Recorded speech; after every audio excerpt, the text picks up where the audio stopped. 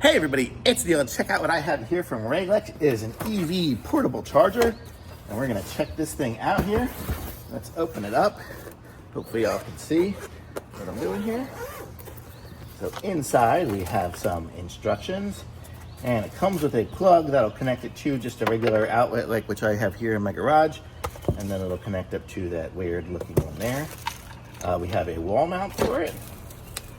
We have these. I'm just going to open these things up and plug it in and show you guys it in use. Okay, to give you guys a quickie look at it here, I left all the plastic on it just so you can see that I didn't do much with it. But here is the little device here, and right now it's plugged in to this little outlet here, which is turned off. I turn it on, and then there we go. We can see it says welcome. It's going to have all its connection stuff, and it says it's set for 16 amps, 12 amps. I guess it does 12 amps.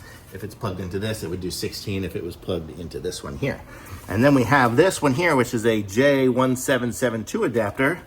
And I have my little conversion piece here, which will let me do my Tesla, because I have a Tesla. So this does J1772 to Tesla. I'm just gonna plug this into my car. Okay, and so now here we go. We can put that in there. And now it is charging. So we can see we have a green light. It says it's charging at 12 amps. Hopefully you guys can see that right there.